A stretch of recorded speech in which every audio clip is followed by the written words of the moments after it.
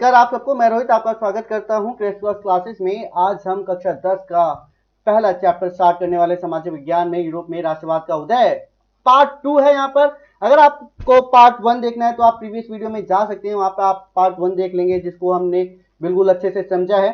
और अगर आपको डिटेल नोट चाहिए तो डिस्क्रिप्शन में आप जा सकते हैं, वहां पर आपको सारे के सारे डिटेल नोट्स भी मिल जाएंगे। फॉर इंपॉर्टेंट क्वेश्चन, क्विजेज और फॉर अदर कंटेंट आप हमारी वेबसाइट पे भी जा सकते हैं crisscrossclasses.com। कुछ नहीं करना है, आपको सिर्फ गूगल पर जाना है, crisscrossclasses.com डालना है, पहली वेबसाइट आपको मिल जाएगी जिसमें आप क्या करोगे, क्लिक करोगे और ये सारी चीजें आप वहां से उपलब्ध कर सकते हो। तो मुख्य बिंदु जो कि हम ये सारे पॉइंट्स डिस्कस कर चुके हैं पार्ट 1 में, आज हम डिस्कस करेंगे ये पॉइंट। तो चलिए हम स्टार्ट करते हैं। 19वीं सदी के बाद नए वर्ग का उदय। जैसा कि हमने प्रीवियस वीडियो में देखा था कि भाई उसमें दो वर्ग थे, कौन कौन से, कुलीन वर्ग और निम्न वर्ग। अब कुलीन वर्ग और निम्न वर्ग में हमने थोड़ा डिफरेंशिएट भी किया था कि इसमें क्या था कि कुलीन वर्ग को हम बोल सकते हैं अमीर लोग और गरीब लोग जो थे हमारे कौन थे, निम्न वर्ग थे। अब यहाँ पे नए वर्ग का उदय हुआ जिसको हम बोल सकते हैं मध्य वर्ग। अगर हम सिंपल वे में बोले तो भाई अगर आपको दूसरे वे में समझना है तो क्या, मिडिल क्लास ही बोल सकते हो। यहाँ पर जो मध्य वर्ग थे, यहाँ पे निम्न वर्ग के लोगों ने क्या किया, अपने बच्चों को पढ़ाना लिखाना स्टार्ट कर दिया। तो जैसे हम यहाँ पे देख सकते हैं इसमें सभी लोग क्या थे, पढ़े लिखे थे, जैसे डॉक्टर, उद्योगपति, व्यापारी और भी बहुत सारे। इन्होंने एक समान कानून की मांग की, मतलब उदारवादी राष्ट्रवाद, सबको एक समान कानून मिलना चाहिए। क्योंकि इससे पहले वाली वीडियो में हमने देखा था कि भाई जो कुलीन वर्ग थे उनको उनके पास सारे अधिकार थे और जो निम्न वर्ग थे उनके पास अधिकार थे ही नहीं। उदारवादी राष्ट्रवाद को हम समझ लेते हैं कि एक्चुअल में होता क्या है, व्यक्तिगत स्वतंत्रता। इसके अंतर्गत क्या था कि व्यक्तिगत स्वतंत्रता का मतलब है कि हर व्यक्ति को क्या मिले, स्वतंत्रता मिले। क्योंकि इससे पहले हमने समझा था क्या, भूदासत्व। क्या भूदासत्व का मतलब क्या था, इसका मतलब था कि भाई यहाँ पे लोग जो थे वो क्या करते थे, भूमि के दास बन के रहते थे, सरकार के पक्षधर रहेंगे हमेशा, मतलब सरकार के कभी अपोजिट नहीं जाएंगे ये जो उदारवादी राष्ट्रवाद होंगे। बाजार की स्वतंत्रता, बाजार में कोई भी रोक टोक नहीं हो कि भाई अमीर लोग जो है सिर्फ वही व्यापार करेंगे, नहीं, यहाँ पे जो गरीब है मतलब निम्न वर्ग जो है उनको भी अधिकार मिले कि वो भी व्यापार कर सके। आगे समझते हैं उदारवादी राष्ट्रवाद को वापिस। इस उदारवादी राष्ट्रवाद के चलते राष्ट्रवाद का विचार हर जगह फैलने लगा। इस वजह से 1789 में फ्रांस की क्रांति शुरू हुई, क्योंकि लोग जो थे भाई, लोगों की मांग ये थी। अब मान लो कि अगर आप उनकी जगह होते तो आप ही डेफिनेटली ये करते, क्योंकि भाई आपको भी तो व्यक्तिगत स्वतंत्रता चाहिए, आपको भी व्यापार करना होगा भाई। तो इन सब चीजों के लिए लोग जो थे इसमें बढ़ चढ़कर हिस्सा ले रहे थे।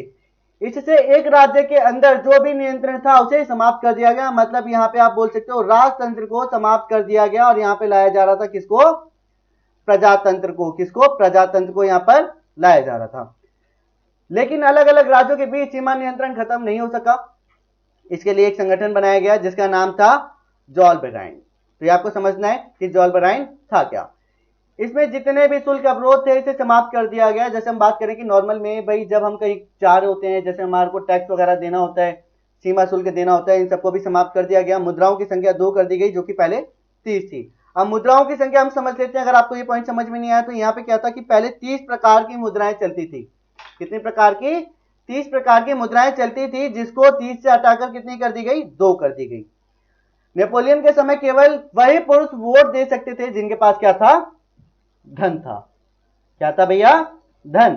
ठीक है, तो मतलब क्या बात कर रहे हैं हम, कुलीन वर्ग जो थे वही क्या कर सकते थे, सिर्फ वोट दे सकते थे, बाकियों को अधिकार नहीं था। तो क्या थी, हमारे को क्या चाहिए थी, व्यक्तिगत स्वतंत्रता। वो क्या आपको ये समझ में आ गया होगा। आगे हम समझते हैं रूढ़िवादी। तो रूढ़िवादी क्या है, ये हमने पहले वाले पार्ट में डिस्कस कर लिया था, जिसका मतलब क्या होता है कि भाई यहाँ पर संस्था जो होती है, संप्रदाय जो होते हैं, इनको देख रेख के मतलब जो हम बात करें विकास करना चाहते हैं। 1815 में नेपोलियन को हरा दिया गया। इसके लिए ऑस्ट्रिया, प्रसा, रूस, ब्रिटेन ने मिलकर काम किया, जिसे वाटरलू की लड़ाई कहा जाता है। याद रखो, कई बार क्वेश्चन भी पूछा जाता है कि भाई वाटरलू की लड़ाई कब हुई थी, तो आपको बताना है वाटरलू की लड़ाई जो हुई थी 1815 में हुई थी, जहां पर किसको हराया गया था, नेपोलियन को हराया गया था। तो ये चीज याद रखनी है। ठीक है, तो वियना कांग्रेस भी हम यहीं पे समझेंगे, जैसे कि हमने पहले बात भी की थी कि भाई वियना कांग्रेस है क्या। इसके बाद यूरोपीय सरकार पारंपरिक संस्थाएं और परिवार को बनाए रखना चाहते थे। इसके लिए उन्होंने नेपोलियन के समय जितने भी बदलाव हुए थे उन सबको उन्होंने क्या कर दिया, खत्म कर दिया। किसने कर दिया, ऑस्ट्रिया, प्रसा, रूस, ब्रिटेन, इन चारों देशों ने मिलकर मतलब नेपोलियन संहिता जो थी उसको पूरी तरह से क्या कर दिया, समाप्त कर दिया। जिसके लिए एक समझौता किया गया जिसे वियना समझौता या फिर वियना संधि भी कहा जाता है। ये चीज आपको याद रखनी है, ठीक है। संधि के तहत 3 प्रमुख निर्णय लिए गए। पहला, फ्रांस की सीमाओं पर कई राज्य कायम कर दिए गए ताकि भविष्य में फ्रांस अपना विस्तार ना कर सके, क्योंकि जैसे इससे पहले हमने पहली वाली वीडियो में समझा था, क्या समझा था कि यहां पर जो नेपोलियन था, तो नेपोलियन ने क्या किया था, दूसरे जो क्षेत्र थे वहां पर अपना कब्जा स्टार्ट कर दिया था, जबरन भर्ती स्टार्ट कर दी थी, कर लेना स्टार्ट कर दिया था, जिसकी वजह से यहां पर भविष्य में विस्तार ना कर पाए, इसलिए उसको बिल्कुल एक तरह से रोक दिया। फ्रांसीसी क्रांति के दौरान हटाए गए बुर्बो वंश को सत्ता में बहाल कर दिया गया। सत्ता में बहाल का मतलब है क्या है, लुई 16वां जो था उसको क्या किया, पहले तो उसको फांसी पे चढ़ा दिया गया था, कब, जब प्रजातंत्र स्थापित किया गया। लेकिन अब यहां पर जो वियना संधि थी उसके अंतर्गत क्या हुआ कि भैया यहां पे लुई 18वां आ गया। कौन आ गया, लुई 18वां आ गया। अगर आपको ये अगर आप ये बोलो कि सर जी अगर यहां पे लुई 16वां जो था वो तो मर गया था, तो यहां पे लुई 18वां कैसे आ गया, तो भैया अगर हम बात करें कि भाई उसकी संतान भी होगी, जिसकी वजह से लुई 18वां जो है वहां पर आ गया। वो क्या आपको समझ में आ गया होगा। तीसरा, राजतंत्र को जारी रखा गया, कि भाई यहां पर राजतंत्र को जारी रखा गया कि यहां पर लोगों द्वारा, जो बात करें कि भाई यहां पर लोगों द्वारा नेपोलियन को ही लाया गया। नेपोलियन ने भी क्या किया, एक तरह से प्रजा द्वारा उसको चुना गया था, तो राजतंत्र, लेकिन क्या क्या किया गया, प्रजा द्वारा चुना गया, तो यहाँ पे क्या हो गया भाई, ये प्रजातंत्र कहलाया जाएगा। तो यहाँ पे राजतंत्र को पूरी तरह से जारी रखा, मतलब क्या किया, लुई 18वां जो था उसको सत्ता में क्या कर दिया गया, बहाल कर दिया गया। भैया आगे हम समझते हैं क्रांतिकारी क्या है। यूरोपियन सरकार ने इन सारे निर्णयों के विरोध में क्रांतिकारियों का जन्म हुआ। अब भाई यूरोपियन सरकार के ये सारे जो निर्णय थे इसमें क्या हुआ, क्रांतिकारियों का जन्म हुआ, जो कि हम डिस्कस करेंगे। बहुत सारे क्वेश्चन पूछे जाते हैं इनसे रिलेटेड। क्रांतिकारियों के अंदर ही अंदर कुछ खुफिया समाज का निर्णय किया गया, मतलब हम बात करें खुफिया समाज जो था इसके अंतर्गत क्या कर रहा था, कार्य कर रहा था। खुफिया समाज राष्ट्रवाद को क्या कर रहे थे, ये बढ़ावा दे रहे थे, वियना संधि का विरोध कर रहे थे, स्वतंत्रता के लिए क्या कर रहे थे, लड़ाई कर रहे थे। इनका ये क्या था, मकसद था, मुख्य मकसद था। जूसेप्पी मैत्सनी एक क्रांतिकारी थे, तो ये आपको याद रखना है, जूसेप्पी मैत्सनी जो थी एक क्रांतिकारी थे। जूसेप्पी मैत्सनी इटलियन थे।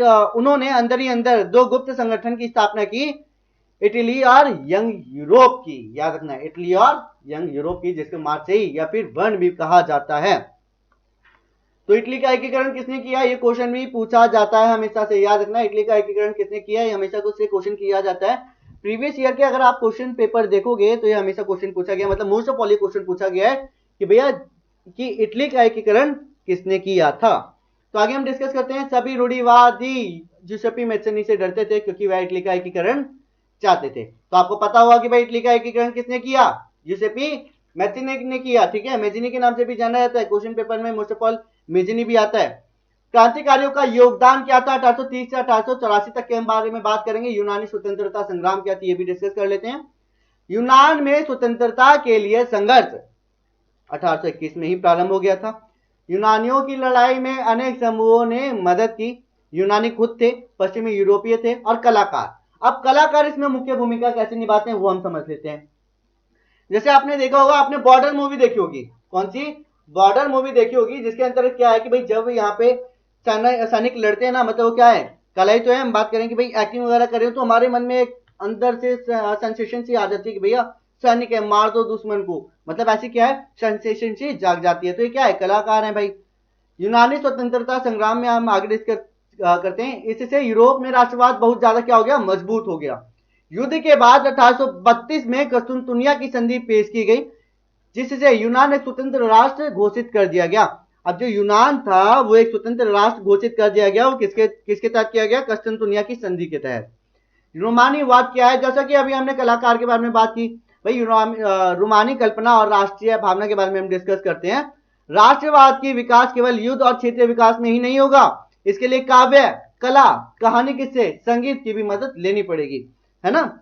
मतलब क्या है भाई, जैसे हम राष्ट्रगान के बारे में बात कर रहे हैं, राष्ट्रगीत के बारे में बात करें, और देशभक्ति वाले जो गाने होते हैं उसके जब वो सुनते हैं ना तो हमारे अंदर एक सेंसेशन सी हो जाती है कि भाई हम क्या है, देशभक्त हैं। क्या है, देशभक्त। आगे हम डिस्कस करते हैं भाई भूख और जन विद्रोह क्या है, इसके बारे में हम समझ लेते हैं। 1830 को बहुत कठिनाइयों को महान साल भी कहा जाता है, कि भाई यहाँ पे 1830 में बहुत ज्यादा कठिनाइयां आई थी। क्या हुआ था? जबरदस्त जनसंख्या वृद्धि होने लगी। जैसे हम बात करें कि अगर किसी देश में विकास की गति में थोड़ी कमी आ रही है तो उसमें एक कारण बोला जाता है कि भाई जनसंख्या वृद्धि भी होती है। जैसे ले लो कि भाई भारत में जनसंख्या जो है वो बहुत ज्यादा है, जिसकी वजह से क्या होता है कि भाई बेरोजगारी बढ़ती है। बेरोजगारी बढ़ती है तो भैया अब सारे के सारे दोष देते हैं सरकार को कि भाई सरकार जो है वो जॉब नहीं दे रही। भैया टैलेंटेड भी होना चाहिए। जनसंख्या इतनी वृद्धि होगी, सरकार कहां से इतनी वैकेंसी निकालेगी? तो ये भी हमारे को समझना पड़ेगा। लोगों का गांव से शहर की ओर रुख करना, बेरोजगारी में वृद्धि होना। भैया सिंपल सी बात है, जैसे कि अभी डिस्कस किया, तो बेरोजगारी में वृद्धि होना, गरीबी में वृद्धि होना, फसल यहाँ पे क्या हुआ, फसल भी बर्बाद हो गई, जिससे खाने की सामग्री की कीमतें भी क्या होने लग गई, बढ़ने लगी। आपने देखा होगा नॉर्मली क्या होता है कि जब बरसात होती है, किसानों की जो फसल है वो बर्बाद हो जाती है, तो क्या करते हैं भाई, बाकी के लोग जो है फसल को बढ़ाकर बेचते हैं, है ना। कोई भी सब्जी ले लो, फल हो गए, तो इनको क्या करते हैं, बढ़ाकर बेचने लग जाते हैं। छोटी छोटी फैक्ट्रियां जो थी वो क्या हो गई, बंद हो गई। इन सभी कारणों की वजह से लोगों ने सरकार के खिलाफ क्या कर दिया, विद्रोह कर दिया। जगह जगह अवरोध लगाया गया, जिसे कृषक विद्रोह भी कहा गया। भैया मुश्किलों का सब जो सामना करना पड़ेगा वो किसको करना पड़ेगा, कृषक को, मतलब किसान को ही करना पड़ेगा। भैया एक तो हो गए निम्न वर्ग, गरीब लोग कहां से इतना झेलेंगे। इसके बाद यूरोपियन सरकार को गणतंत्र राज्य घोषित कर दिया गया। क्या कर दिया गया भैया, गणतंत्र राज्य इसको घोषित कर दिया गया। अभी हम बात करते हैं नई सरकार के कानून क्या थे। 21 साल से अधिक उम्र वाले लोग जो है वो वोट डाल सकते हैं। कितने, 21। भारत में कितना है, भारत में है 18। सभी नागरिकों को काम के अधिकार की गारंटी दी गई, है ना। जैसे कोई भी सिंपल से हम एग्जांपल लेते हैं, जैसे भारत में कोई भी नई सरकार आती है ना, मतलब बोलते हैं कि भाई जैसे वोट देने का वो होता है ना टाइम, तो सरकार बोलती है कि भैया हम बेरोजगारी क्या करेंगे, खत्म करेंगे। और फिर जब बन जाते हैं, प्रधानमंत्री बन जाए, मुख्यमंत्री बन जाए, भैया बेरोजगारी तो खत्म ही नहीं होती है, समस्या तो होती है। लेकिन यहाँ पे क्या की, यहाँ पे इन्होंने गारंटी दी गई कि भैया हम क्या करेंगे, बेरोजगारी को खत्म कर देंगे। सभी नागरिकों को हम क्या देंगे, अधिकार देंगे, किसका, काम का। रोजगार उपलब्ध कराने के लिए कारखाने उपलब्ध कराए गए और धीरे धीरे गरीबी जो थी कम होती गई। मतलब यहाँ पे जो उन्होंने गारंटी दी थी ना भैया, वो गारंटी सफल हो गई। मतलब जो गारंटी देते हैं ना कि भैया रिप्लेस कर देंगे, वो हो गया। उदारवादी की क्रांति कब थी, 1848 में। यूरोप के अन्य भाग जहां स्वतंत्र राष्ट्र राज्य क्षेत्र में नहीं आए, जैसे German, Italy, Poland, Austria Hungary ने विद्रोह आरंभ कर दिया। मतलब एक ऐसे राष्ट्र के बारे में हम बात करें भाई जो कि अभी स्वतंत्र नहीं हुए थे, उन्होंने क्या कर दिया भाई, यहां पर वो भी अब यहाँ पे हिस्सा लेने लगे। मतलब क्या था कि भाई वो भी चाहते थे कि उनका जो राज्य है वो भी क्या हो जाए, स्वतंत्र हो जाए, तो उन्होंने क्या कर दिया, विद्रोह आरंभ कर दिया। संविधानवाद की मांग को राष्ट्रीय एकीकरण की मांग की, किसकी, संविधानवाद को। आगे हम बात करते हैं जर्मनी और इटली का निर्माण।